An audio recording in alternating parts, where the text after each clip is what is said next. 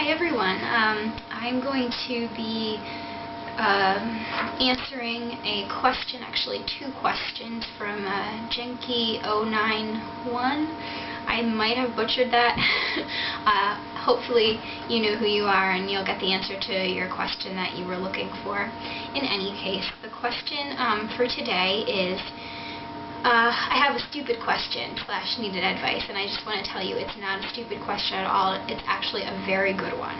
1. How do you deal with others? Suggestions on telling others, telling your friends, and asking for help when you need it. And 2. Suggested responses to people when they make comments about food, exercise, or weight who don't know about your struggle. Thanks.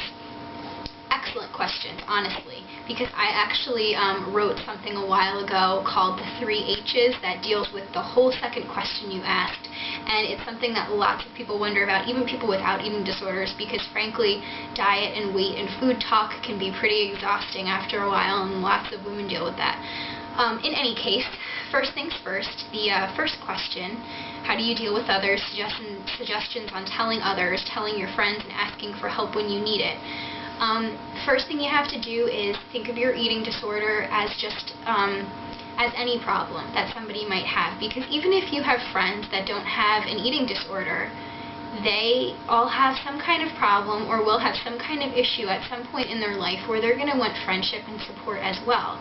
So you just have to tell yourself that what you're struggling with might not be the same as what they struggle with or what they will struggle with, but it's still a problem and you need support, just as they will need support for things in their life, and it's no different, and it's nothing to be ashamed of. Having an eating disorder isn't anything that you should be ashamed of or afraid to mention, as long as the people you're talking with are in fact, true friends.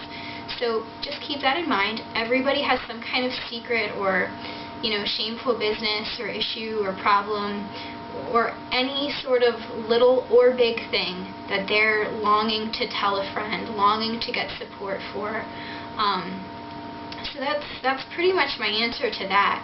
A little bit cut and dry, but nevertheless. And then question number 2, suggested responses to people when they make comments about food, exercise, or weight who don't know about your struggle. And that is something that I consider a little bit my forte, because I try to tell people this as often as I can.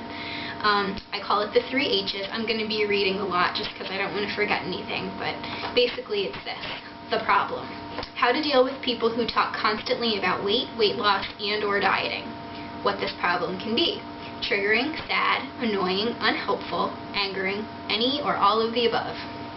A lot of the time, this person in question is someone you love, respect, or call a friend, so it gets tricky, and sticky, and downright icky. I tend to suggest the 3 H's. The 3 H's are humor, honesty, and heart-to-heart. So let me explain this. Let's say the person in question says, "I can't believe I gained 5 pounds."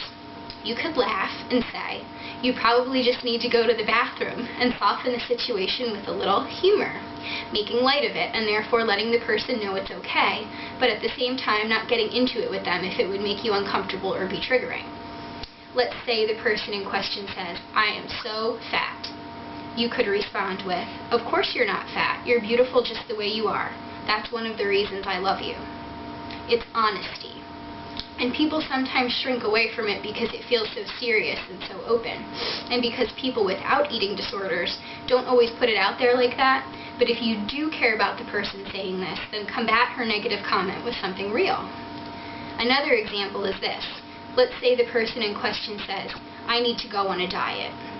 Your response could be, "No, you don't. A diet isn't necessary to make you feel better. It isn't the answer." There's some honesty for you. People don't usually talk frankly and poignantly like this with one another, but sometimes it's the best thing. Sometimes the person with whom you're having a conversation needs to hear it. You might feel strange giving so bold of a reply to their comment, but it takes the conversation in a different direction, a non-triggering direction, an empowering direction, a good direction. On to the last H. Let's say the person in question says, "I'm trying to lose weight. I only ate a salad and a Diet Coke last night," and goes on to detail their food intake or their pride in dieting, even if it's not necessarily unhealthy. By the way, a salad and a Diet Coke for dinner. Pretty unhealthy. You'll be doing yourself a favor if you have a little heart-to-heart and say, I don't want to blow off what you're saying because I am listening, and I want you to feel like you can talk to me about things, but it's really hard for me to hear details about food and dieting. I want to be honest with you about this for my own good. I don't have a problem with you, I just have a problem that I'm working on. I hope you can understand. You're not apologizing, you're being truthful. You're worrying about yourself first, as you should, and you're still being a good friend. And you can be as vague or as open as you feel you need to be when having a little heart-to-heart. If the person knows about your eating disorder history, it might be easier, but even if the person doesn't, there are still plenty of ways you can say what's written above without revealing more information than you're comfortable with. If the person asks something you're not happy answering, you simply have to say, I hope you won't mind, but I don't really want to talk about that right now. But let's keep talking. These kinds of things are difficult, but once you learn to do them, you'll be much better off and much better equipped to handle what gets thrown at you in this life.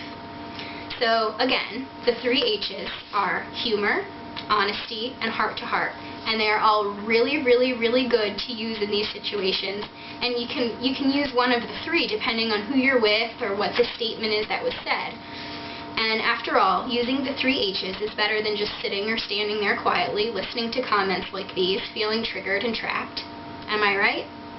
You might be surprised how much your own voice thrown into the mix makes a difference. You also might be surprised to find how easy it really is when you start saying something back.